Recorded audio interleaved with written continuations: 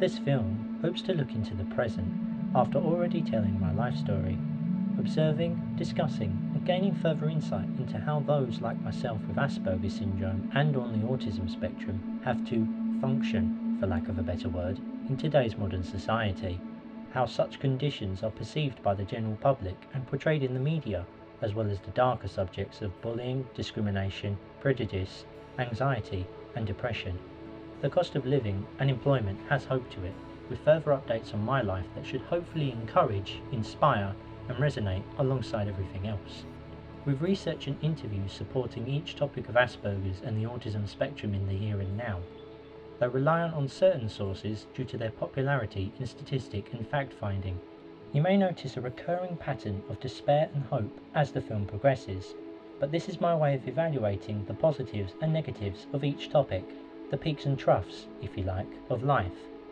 Whether you're on the autism spectrum or otherwise, isn't that how life seems to be? As said before, my ideas and opinions aren't for everyone.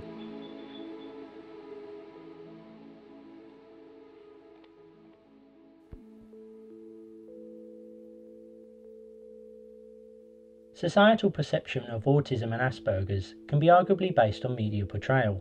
The two seem to go hand in hand, much like any other condition. A theory suggests these depictions of autism in media today are often shown in a way that brings pity to the public and their concern of the topic, because their viewpoint is never actually shown, leaving the public without knowledge of autism and its diagnosis. From my experience, I tend to appear angry, lost or confused if I'm seen walking down the streets, perhaps due to my unusual gait, clenched fists, head down, appearing somewhat alien to my surroundings at a first glance, confused or lost body language, a look of a lost child in a supermarket.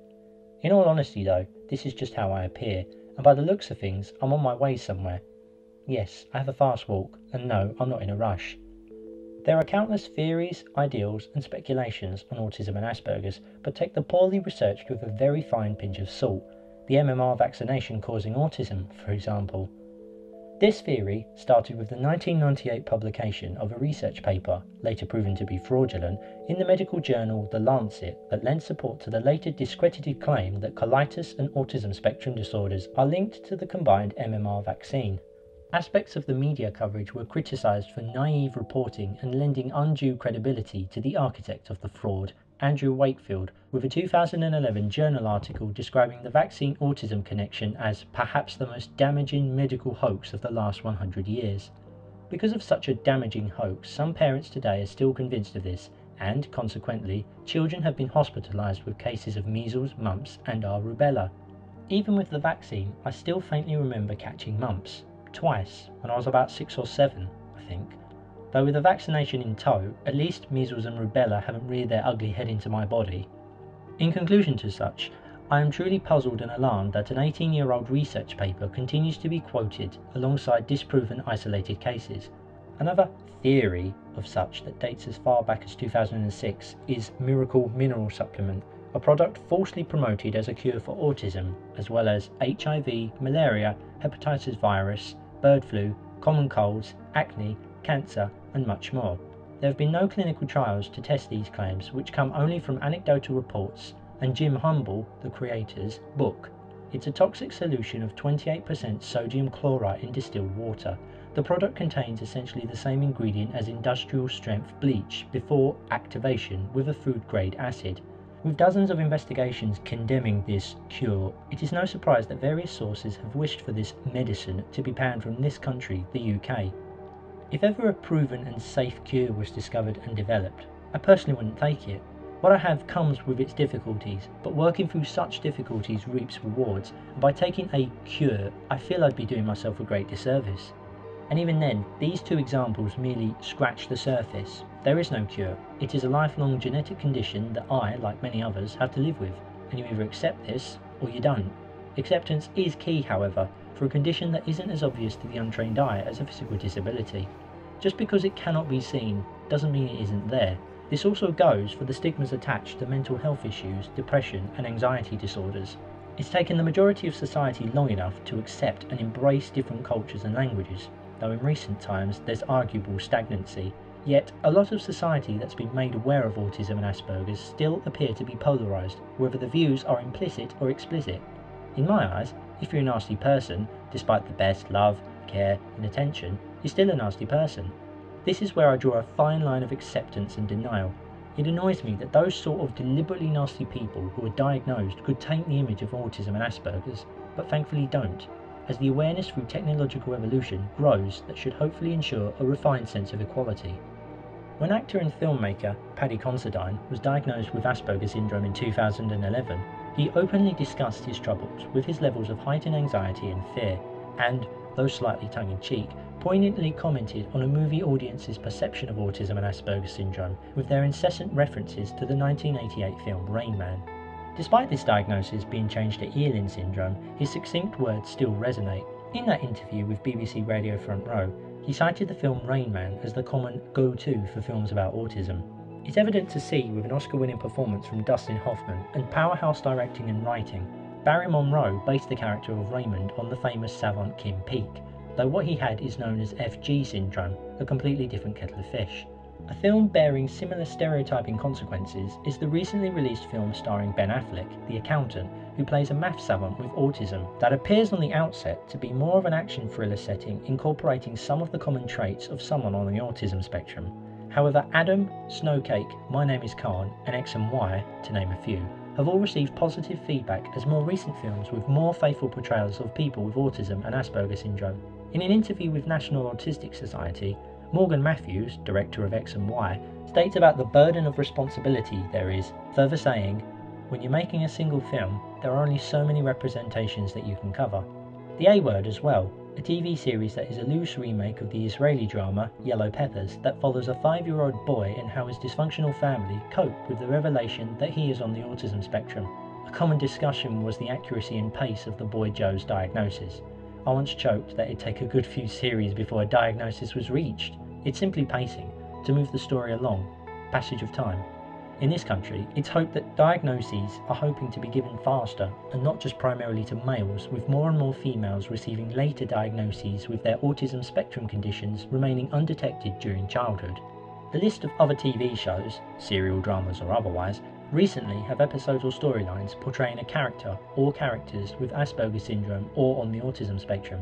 Perhaps ironic that a medium that I aspire to be in demonstrates a rather black and white view that is perceived by the majority of audiences when watching a film or TV show portray a character on the autistic spectrum or with Asperger syndrome. Abed from Community or Sheldon from The Big Bang Theory, though the latter was never wrote with autism or Asperger's in mind, though has seemingly become a modern Rain Man shorthand go-to term of reference.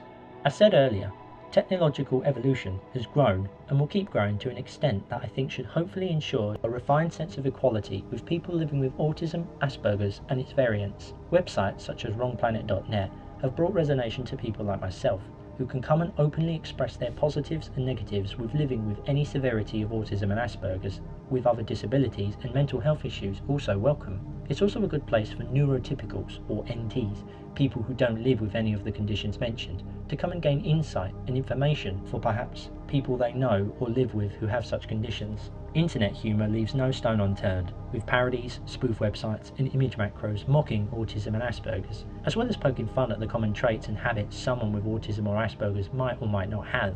I personally take this all in good spirit, and have never really been offended by any of it, though in today's society, what is and what's not accepted as humour is often shunned away and taken offence by people who don't even have the condition themselves.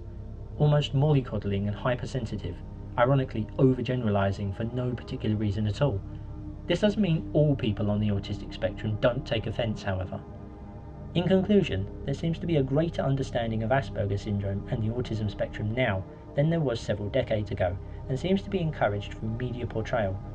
I hope this awareness and acceptance continues to spread and becomes further integrated in our already diverse, culture-rich societies. Of course, such perceptions and awareness doesn't come without its negativities, like with a lot of conditions and disabilities, I suppose. So from my experiences shared with living with Asperger's in society, as well as discussing the conditions portrayals in media, please only take what I said with a pinch of salt. It's simply my views and experiences, and taking other views and experiences too.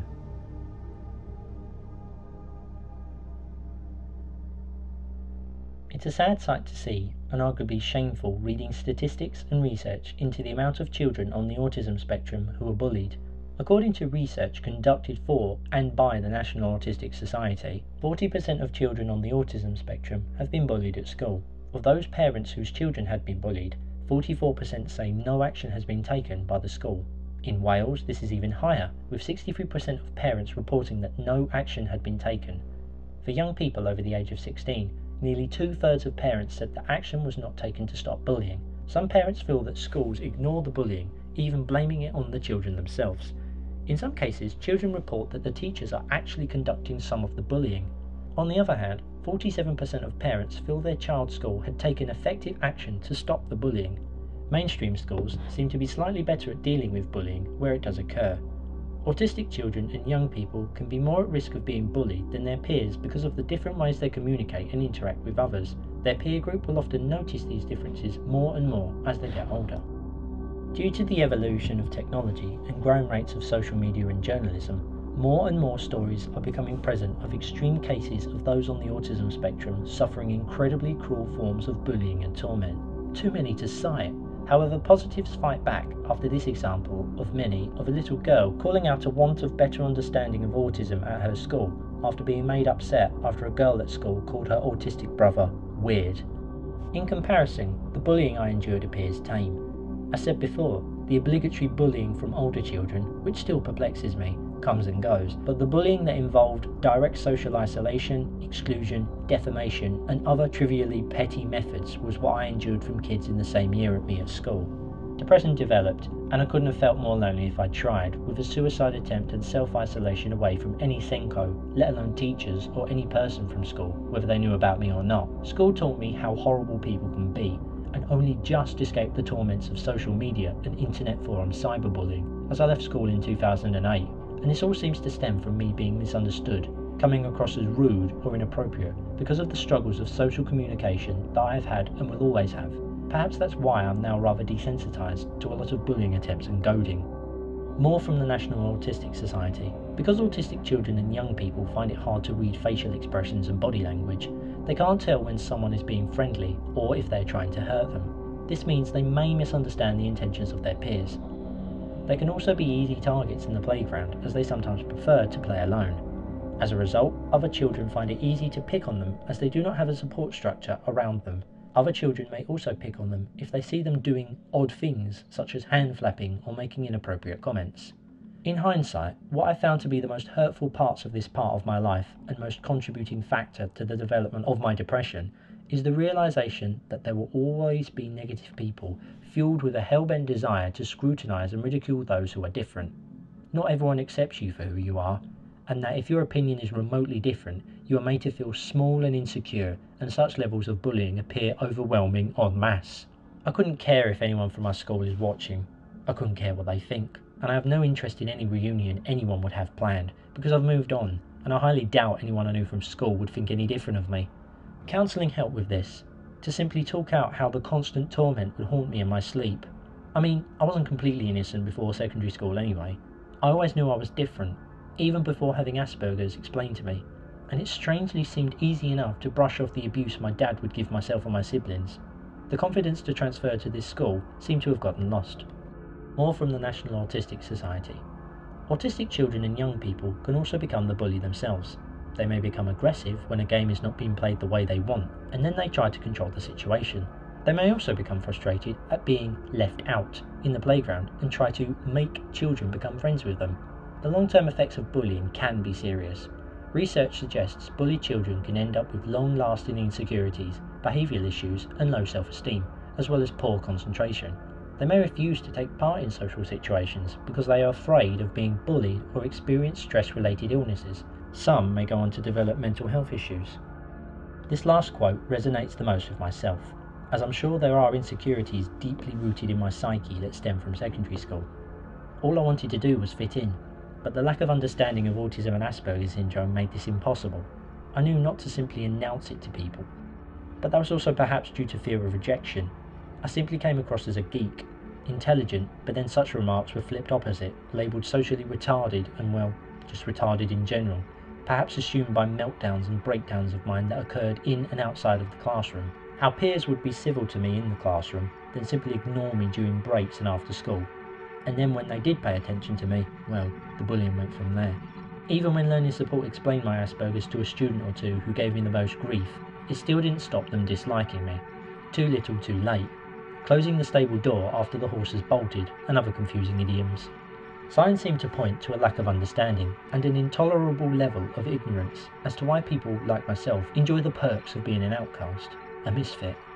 There is the iceberg theory that explains a self-frustration, a vicious cycle of wanting to communicate what's underneath the surface of this theoretical iceberg, but not being able to do so due to the social triad of impairments of having autism or Asperger's.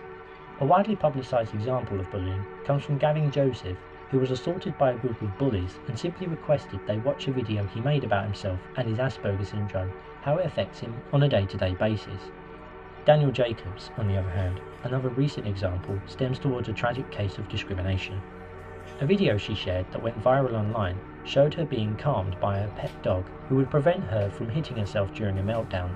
Sadly, the discrimination could be perceived by how police had shot her dead in 2015. After police were called out in regards to a threat of her committing suicide, police allegedly accusing Danielle for attacking them with a knife, hence being shot dead. Despite this, her mother said that the shooting was not necessary and said her daughter seemed fine when she had spoken to her the day before. She was 24 years old. Bullying, discrimination and prejudice for people on the autism spectrum doesn't cease after school and is known to affect those in adulthood and in and around the workplace. Misunderstood banter, a usual seam of seediness and two-faced behaviour, cruelly inflicted because you are different, because you behave differently, because you act different, which at times makes me question whether we have moved on as society at all, or whether we may be unfortunately retreating back to backwards ideology and old-fashioned morals and outlooks that were once thought to be something of the past.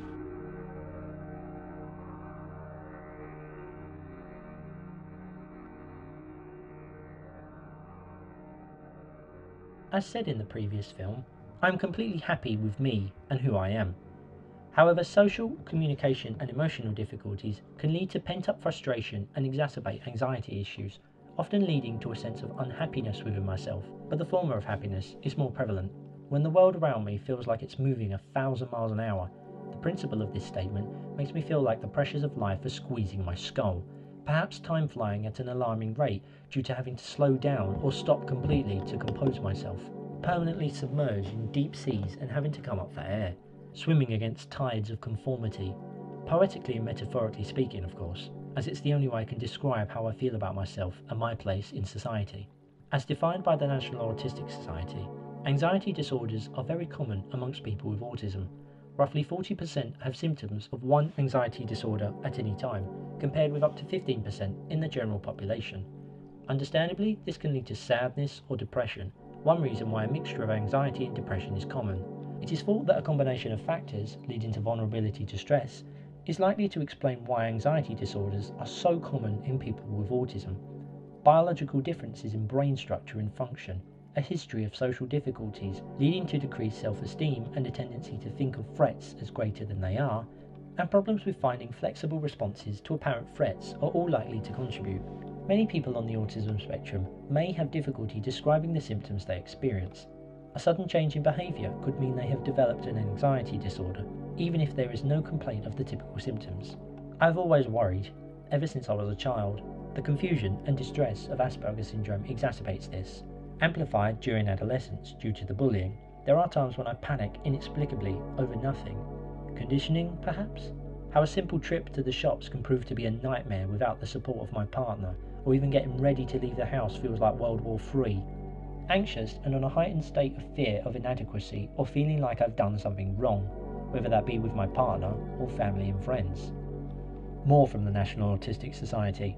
It is very common to have times in our lives when we feel a bit sad or low, but when these feelings last for more than a few weeks and get in the way of day-to-day functioning, this can indicate a period of depression. This is no different in a person with autism to someone without the condition. It is estimated at least 20% of the population will experience a period of depression at some point, but is even more common in people with autism. People who are depressed can experience a range of symptoms which vary from person to person in their combination and can be mild or severe. It may be especially hard for depressed people with autism to seek help because they might find change daunting and anxiety provoking, feel worried that they will be blamed, or feel unsure about how to describe their symptoms. Anxiety and depression can also make people more generally introverted, withdrawn, and isolated. All people with depression may have difficulty sharing their thoughts and feelings, but because people with autism can have difficulty labelling their feelings, it can be especially hard to communicate symptoms or concerns. I've had depression since I was around 14, and I've openly discussed its effects it's had on me in previous unrelated videos. It can be an awful tragedy when someone with depression, regardless of disability, takes their own life, and suffers in silence throughout, thinking that nobody would care enough or choose to listen. Communication can be debilitated when living with depression. I'll often analogize it to black tar that sticks, fog, or miasma. Often depression can be described as a black dog or a panther. The fact that society seems to be reverting progress of acceptance to a backwards thinking ideology gives off the impression that people with depression should simply cheer up and be happy, and that it's not being fully realised and accepted as a debilitating condition. How, especially men at times, have a compelling sense to sweep depression under the carpet, frightened that they cannot open up and talk to someone about it, being told to grow a pair, grow a backbone, man up. And this isn't just with people on the autism spectrum. Much like anxiety, it can take over me and make me behave like I am a completely different person, which can be frankly quite frightening. How even after all the love and support and happiness I currently have in my life, I still don't feel happy. Like it's a part of me and my personality, perched in the back of my mind. Whatever form of catharsis works for you, depression as well as anxiety need to be addressed. I find counselling helps, as well as channeling their frustrating traits to writing and filmmaking, much like this. Exercise as well, swimming and cycling in particular. Male or female, autistic or otherwise, the mind needs as much care, support and understanding as the body. How confidence can plummet and self-worth feels non-existent. In conclusion, mental health issues such as anxiety and depression can often manifest themselves within a condition like Asperger Syndrome, and even if you do not have this condition, societal perception remains more aware than ever, but still arguably polarised, a stiff upper lip and all that.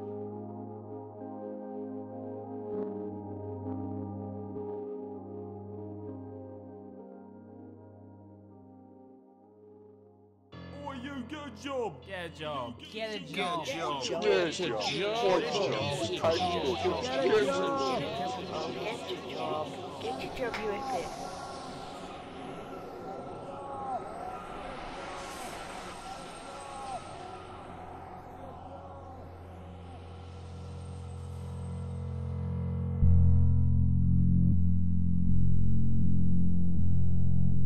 It must be difficult and disheartening enough graduating from university and not being able to find work or a job in your chosen field of studies.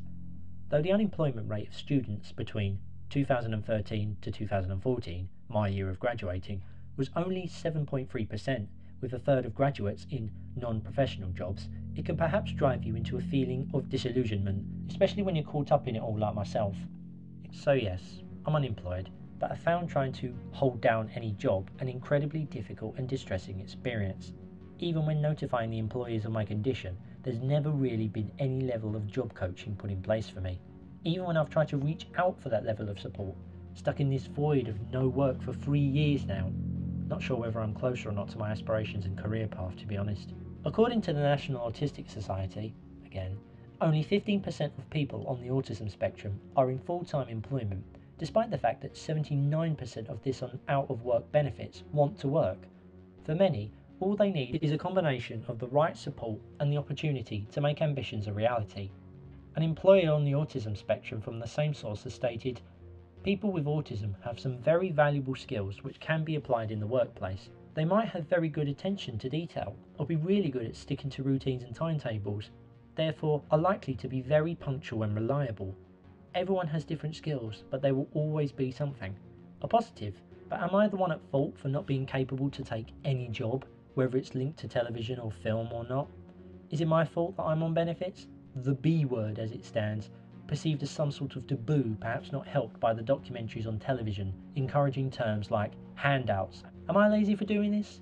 These questions and more continue to circle my head. Who knows though? These videos and similar may lead on to something. I don't know. For anyone who isn't from the UK and is watching, I am a little out of depth with your government benefits and how they work. The benefits I'm about to discuss aren't the be-all and end-all, and are the government benefits I've had first-hand experience with.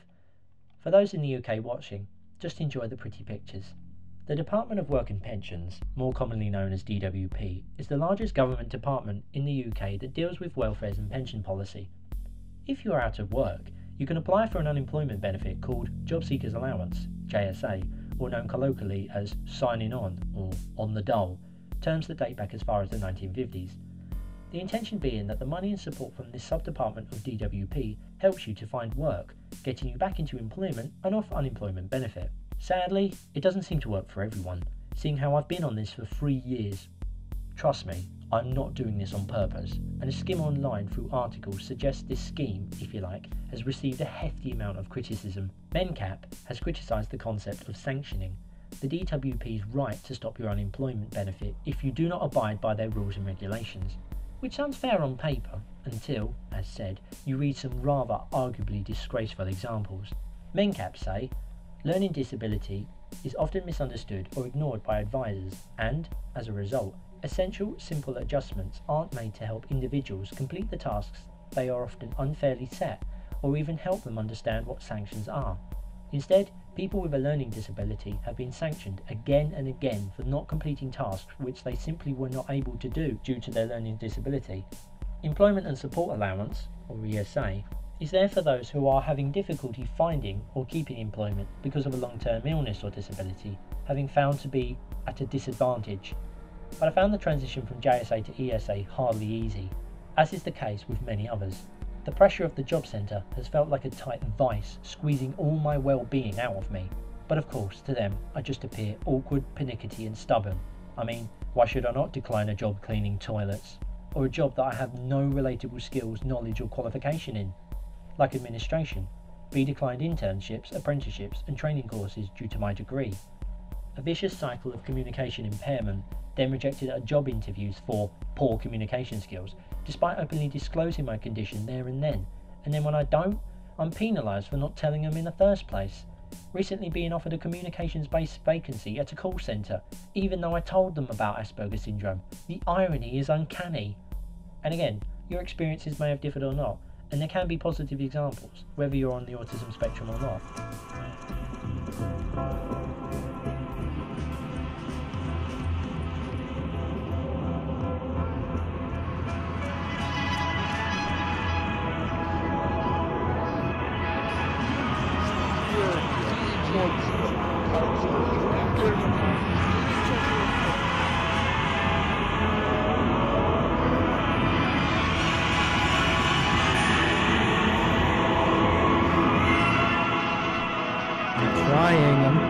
I'm trying so hard! I'm trying! Leave me alone! Stop it!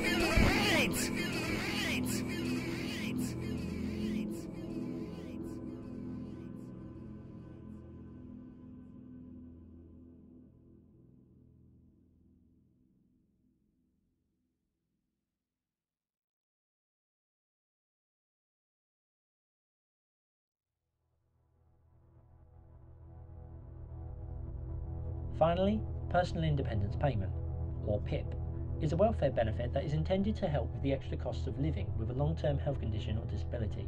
The PIP Assessment Guide, updated on the 1st of May 2016, states it would not be practical for the assessment to take account of the impact of a health condition or impairment on all everyday activities, nor to include all possible areas where extra costs may be generated. It was designed to replace the currently outed Disability Living Allowance benefit, which is said to be completely abolished by 2018, though the DLA will still be applicable for children up until the age of 18. Eligibility for PIP is based upon the practical effects of a condition on a person's life, rather than the condition itself. So of course, with a hidden disability, such as autism or Asperger syndrome, you may think that this department would be understanding enough to see those who are in genuine need of extra support, right? Because it's not wholly and solely about the financial support. With a benefit such as PIP, it can help open doors to the right level of support, and those like myself with our specific needs. Well, it doesn't look that way. If anything, these sub-departments, and arguably the whole Department of Work and Pensions themselves, seem to work in a way of black and white thinking that runs concurrent with mine and this condition's traits. And it's not just autism, Asperger's and similar conditions. Physical disabilities have been affected as well. The UK disability rights organisation Scope has been critical of PIP, and, while it expressed support in principle for assessing claimants more carefully, took the view that the assessment criteria were flawed, would cause undue hardship to disabled people, and were too strongly focused on cutting welfare budgets. In June 2014, the Public Accounts Committee expressed the view that the implementation of the PIP scheme had been nothing short of a fiasco, a charge rejected by the government. I myself went for an assessment after receiving a letter telling me my DLA was coming to an end, as you have to reapply as new, which then took them a further 4 months to write a letter of rejection on the grounds that I was eloquent and competent. The fact that I had a university degree and other positive examples ruling out my difficulties that I and my partner both stressed, because it may not appear that way, but I find everything in the big, wide world daunting. The amount of support I received during school, college and university is commendable, though sadly fell into this other void that the majority of those on the autism spectrum have also fell into, is one of being cut off this support when reaching adulthood. Almost like, support's over, you ready for the big wide world, goodbye. As harsh as it sounds, in their eyes, I wasn't autistic enough. That's how it comes across to me anyway. My partner and I compiled a 75-page case study which appeared to have simply been glanced at, then subsequently rejected, culminating in a tribunal. I found a lot of their questions and even practical assessments within the hour frankly patronising. What's an hour's assessment, including tests specifically designed for those with Alzheimer's, when a condition as complicated and seemingly misunderstood as Asperger's would require more than this, so that the right and specific needs would not be rejected on the grounds of first impressions and what's in front of them on their computer screens. 9 months after the initial assessment, and 1 year after completing the application form, my partner and myself went to seek legal help and apply for a tribunal, where a Crown Court can reassess the decision finitely, deciding whether the decision that was given, in this case my PIP assessment, was right or wrong. After what felt like an intense interrogation, when in reality was simply an hour's chat, my appeal was successful, but the fact this stressful rigmarole had to be undertaken in the first place was ridiculous. Before the tribunal, the court had sent us the evidence from ATOS, who correspond alongside DWP, against our appeal, as well as the report of my initial assessment, not only noting the grammatical mistakes, but also the contradiction in point scoring and what appears to be apparent seediness. Our copies for our initial appeals appeared to have been re-fed through their photocopiers several times with accusations that those were the copies we sent off in the first place. If you're watching this from the UK, with a recent decline from PIP that you honestly feel is wrong, seek legal help, gather as much support as you can from places like this, and appeal. Even with ESA or any other benefit you strongly feel you need as a genuine case, appeal, fight back. The benefit system seems to be tarring all with the same brush and disregarding those who are in genuine need as layabouts, scroungers and lazy. The job centre have no regard to helping those with disabilities. No time, no commitment, money? Well, that's not for me to say. Is it right to feel this afraid and paranoid against the government's benefit system though, when all you ask for is a helping hand and it feels like they're prodding your hand away with a hot iron poker? Clearing the decks perhaps? Who knows? I just hope if anyone from such departments watching this video doesn't think I'm not autistic enough because I'm able to put these videos together. And of course, all of this affects the cost of living and attempts to find a permanent, full-time means of employment. In conclusion, support for those in genuine need, especially those on the autism spectrum, continues to be an uphill struggle with an apparent black and white level of thinking and flawed benefit system that has continued to be overly indiscriminate and help with adulthood struggles are seldom. Hope of third-party employment support, as well as support in general for those like myself, is unnecessarily few and far between as well, something that I hope is being seen, heard and realised in employment as well as unemployment, wishing to put an end to these frustrating cycles once and for all.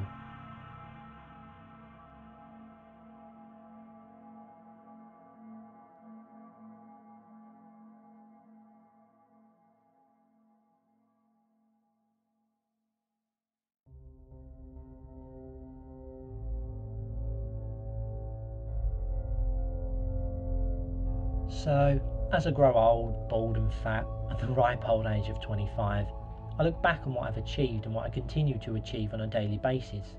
Little victories, especially within these last 3 years. Despite already discussing the negativities of being lost in the benefits system, something more has happened in my life. As mentioned before, I fell in love and gained a partner. Since then, we are engaged and have a daughter. Unexpected but massive life accomplishments. As someone driven on rudimentary routine behaviour, life has a funny way of throwing the unexpected your way. You may be puzzled at my ability to sustain a relationship, raise a child, and still have friends. Is there a secret? A cure?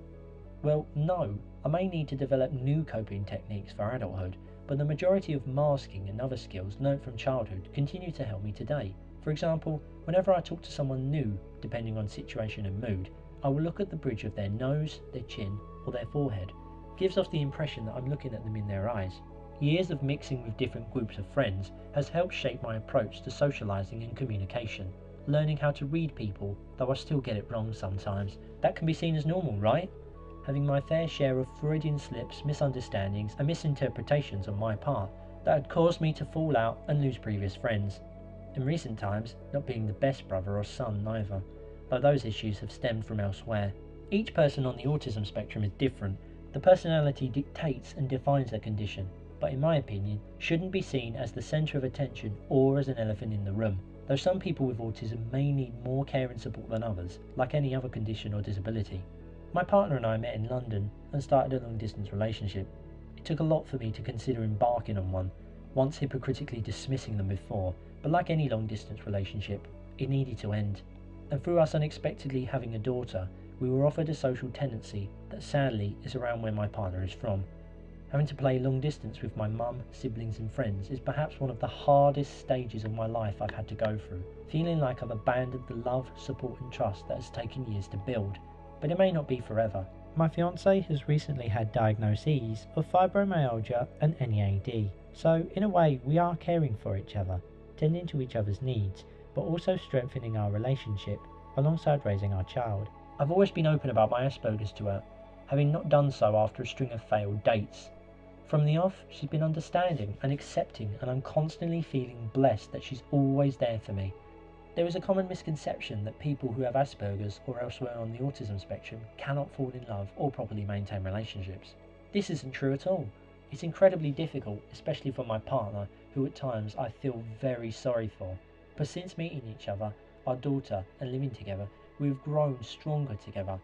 And even as my depression and anxiety manifest themselves around my Asperger's, there are compromises, developed coping techniques, as well as the love and support of my mum explaining to my partners the joys of myself. After having to look after me and my siblings for 24 years, I may be fortunate enough to have the amazing family and supportive fiancé, but others on the autism spectrum haven't been so lucky. My brother receiving a diagnosis at 19, with other adults not receiving any diagnosis or support until their 40s. I can't stress enough the communication, honesty and pure determination that is needed. Understanding, awareness and acceptance which I have been lucky enough to have. After going through group after group of friends, finally having a close group of friends who see past the Asperger's and see me for who I am, regardless of disability. And of course, if you're a baby or toddler like my daughter, you don't know of this or any different. I find her incredibly fascinating, and we're told she's a credit to us. Filming her on a constant basis for her to watch when she's older, the little changes amongst the milestones. It appears she's not showing any signs or traits, but we keep a close eye. If we have more children, one of them may be on the autism spectrum, but the support, knowledge and experience already to hand will be ready. Does it mean I'll never get the career I want? That I'll never go to the cinema, to gigs, or to travel the world and try new experiences? Of course not. Like anybody else in a similar situation, life is simply on pause. And just because I'm not doing things in the now or keeping up with the now, means I'm forever out of touch with the world and that my journey is over, apparently.